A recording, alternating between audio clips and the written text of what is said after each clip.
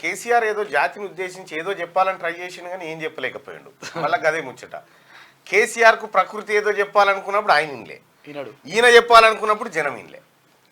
పరిస్థితి చూస్తూ ఉంటే నిన్న కేసీఆర్లో చాలా భయము, ఆందోళన ఏదో మీదికి గంభీరతను ప్రదర్శిస్తూ ఉన్నాడు కానీ చాలా భయంలో ఉన్నట్టుగా స్పష్టంగా కనిపిస్తూ ఉంది. ఇక నిన్న TV9 స్టూడియోలో అవే అబద్ధాలు, అవే గప్పాలు, అవే లెక్క. సరే శాతనైన కాడికి వచ్చిండు అనుకోరాదు. ఇప్పుడు ఆయన సీఎం హోదాలో కూడా లేడు కాబట్టి ఆయన మీద ఎవరికి ఫోకస్ లేదు, ఎవరికి కూడా ఏం అక్కర్లేదు. కానీ ఇప్పుడున్న ముఖ్యమంత్రి గారికి తెలివి లేదు. ఆయన ఇవి ఎట్లా వాడుకుంటలేడు, అవి వాడుకుంటలేడు, కరెంట్ ఎట్లా వచ్చినాక ఎట్లా పోతుందండి, ఇవన్నీ చెప్తా ఉన్నాడు.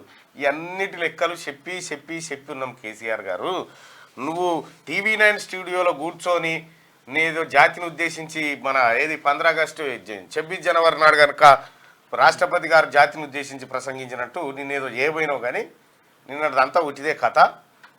నీ ముచ్చట ఎట్లుందంటే అంటార్కిటికా ఖండములకు ఏసీలు అమ్మినట్టు ఉంది నీ ముచ్చట. కూలింగ్ కోసం ఏసీలు అమ్మినట్టు, మొత్తం మంచి గడ్డలే ఉంటాయి, వాళ్ళకి అమ్మినట్టు -డిగ్రీలో ఉండేటువంటి టెంపరేచర్ వాళ్ళకు. కానీ ఇక ఇంకొక మాట, ఒక మాట అయితే స్పష్టంగా అనిపించింది. ఇక్కడ గెలిచినుండే మహారాష్ట్ర వేరే ఉంటుండే అని చెప్పని అన్నాడు. అంటే వాళ్ళు కూడా బతికిరు అన్నట్టు, అంతే మహారాష్ట్ర వాళ్ళు కూడా బతికిరు. లేకపోతే ఈ సంపద, ఈ కథ కార్ఖానా అంత కరగనాకినటువంటి సంపద. ఇక ఇంకో మాట, ఇట కడియం శ్రీహరి గారు ఈ కూతురుకు మీరు టికెట్ ఇచ్చారట కదా, టికెట్ ఇస్తే టికెట్తో పాటు 10 కోట్లు కూడా ఇచ్చారట కదా అని అంటే అటే పోయినాయటగా పైసలు అంటే ఇక అవన్నీ చెప్తా ఆరంటాడు. పిక్కినట్టున్నాయి పైసలు అవన్నీ చెప్తా ఆరంటుడు. ఇక ఆ విషయం అడ్డు పెడితే సోషల్ మీడియా ఒకటి ఉందిగా, సోషల్ మీడియా. ఫస్టే సోషల్ మీడియా మీద పడ్డాడు. ఫస్టే ఏం సంగతి అంటే సోషల్ మీడియా.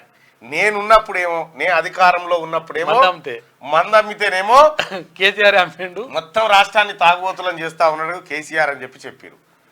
ఇప్పుడు మొన్న వీళ్ళు అడగోలుగా తాగిరంటేనేమో దూపకు తాగుతురు, ఎండతాపారి తాగుతురు అని చెప్తున్నారు అంటాడు.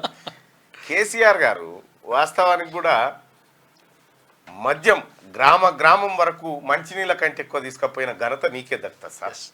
ఇది కాదనలేను సార్, ఆ క్రెడిబిలిటీ నీకే ఉంటుంది. ఇక ఫోన్ ట్యాపింగ్ వ్యవహారం మాట్లాడింది సార్. ఏమనంటే ఫోన్ ట్యాపింగ్ నేను సీఎం ఉన్నప్పుడు నాకేం సంబంధం అండి, పోలీసు వాళ్ళు ఏదో వ్యవహారం చేసుకుంటారు, అది మనకు సంబంధం లేదు.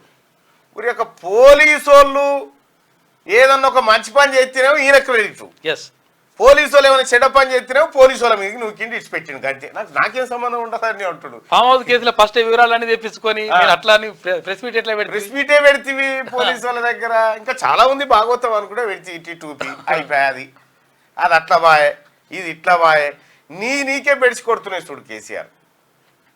ఇవాళ బయలుదేరుతారట, ఇవాళ రథం వేసుకొని బయలుదేరి. ఒకప్పుడు కేసీఆర్ ముఖ్యమంత్రికి ఉన్నప్పుడేమో రోడ్డుకు ఎడమశై బాధకి ఎండిపోయి ఉంటే మొత్తం కుడిశై బాధకి ముఖం పెట్టిపోయేది, ఇట్లా ఏది పచ్చగుంటే అటు సైడు. ఇప్పుడు అట్లా కాదు, అటు ఈ టూరు ఈ పచ్చ కాదు, ఈ ఎండిపోయిన దిక్కు పెట్టి వెళ్ళిపోతాడట. ఏమైనా ఉంటే ఇట్లా వెళ్ళిపోతాడట. వరి కోతలన్నీ కోసిన తర్వాత వరిమాలను పరిశీలిస్తాను పోతా ఉన్నాడు సార్ అన్నట్టు. సరే ఏం చేసినా కూడా ఇప్పటికైనా మీలో కొంత అహంకారం తగ్గితే బాగుండేది. ఆ తగ్గిందా ఏమనేది కొంతసేపు చూడాల్సి వచ్చింది మీ ఇంటర్వ్యూను, కానీ ఎక్కడ తగ్గినట్టు అనిపిస్తలేదు. అయితే కవితనట కడిగిన ముత్యం లెక్క వస్తుందట, కడగాలి కవితను కడిగిన ముత్యం లెక్క వస్తుంది కవిత అని చెప్పి కేసీఆర్ గారు చెప్తా ఉన్నారు. కవిత గారు కడిగిన ముత్యం లెక్క వస్తుంది సార్. మీరు ఈ లంగాదందాలన్నీ చేసినప్పుడు మాకు ఎవరిని చెప్పకపోతే ఇవి గాడికి పోయి మా బిడ్డగా సార దుకాణం తెరుస్తా ఉందా, గిజ్ చేస్తా ఉందా, అక్రమ సార దుకాణం చేస్తా ఉందా, ఇది అదే అని అంటే లిక్కర్ పాలసీ అండి, అన్ని రాష్ట్రాలు చేస్తే ఆడ చేసిరు అంతే, సింపుల్గా కొట్టి పారెత్తున్నాడు అన్నట్టు కేసీఆర్. ఏదేమైనప్పటికీ కూడా కేసీఆర్ గారు ఒక మాట అయితే చెప్పింది నిన్న. ఏమని, సార్ మీ పార్టీని బీఆర్ఎస్ నుంచి మళ్ళీ టీఆర్ఎస్కు తెస్తారా అని అంటే నెవర్, ఎట్టి పరిస్థితుల్లో మాకు కావాల్సింది కూడా గదే. మళ్ళీ పుట్టుకున్న టీఆర్ఎస్కు తెచ్చి మళ్ళీ తెలంగాణ సెంటిమెంటు, మళ్ళీ సెంటిమెంట్ గింటిమెంటు ఈ కథ. మరి ఏం సార్ అంటే ప్రాంతీయ పార్టీలే రక్ష. మరి మనదేమో భారతీయ రాష్ట్ర సమితి మళ్ళీ ప్రాంతీయ పార్టీలే రక్ష అండి అంటే ఈ పార్టీ ఉండొద్దు నా పని అయిపోయిందని చెప్తున్నా ఆయన. మొత్తానికి ఇంకా విచిత్రం ఏంటంటే కడుపు పట్టుకొని నవ్వే కథ ఏంటంటే 8 నుంచి 12 సీట్ల వరకు ఎక్స్పెక్ట్ చేస్తున్నట్టు ఇప్పుడు పార్లమెంట్ ఎన్నికల 8 నుంచి 12 సీట్లు వస్తాయి మాకు అని అంటుడు. ఏ ఉన్నొక్క అభ్యర్థి వరంగల్ అభ్యర్థి నీ బీపాం నీ ముఖాన పడి సెట్ నేను చేయకపోవాలి వెళ్ళిపోయా. ఇక మిగిలినటువంటి అభ్యర్థులు ఏ అభ్యర్థి గెలిచే అవకాశం ఉంది సార్? లేదు. మీ అభ్యర్థులు ఏ అభ్యర్థి అన్నా గట్టెక్కే పరిస్థితి ఉందా? ఏ అభ్యర్థి గెలిచే పరిస్థితి లేదు. ఒకటి కూడా లేదు పరిస్థితి. సున్నా కాడితేనే ఇక నీ దుకాణం స్టార్ట్ కావాలి. మళ్ళా ఇక కేసీఆర్ కథ ఇట్లా ఉంటే ఇంకా మాట్లాడుకుందాం ఆయనది.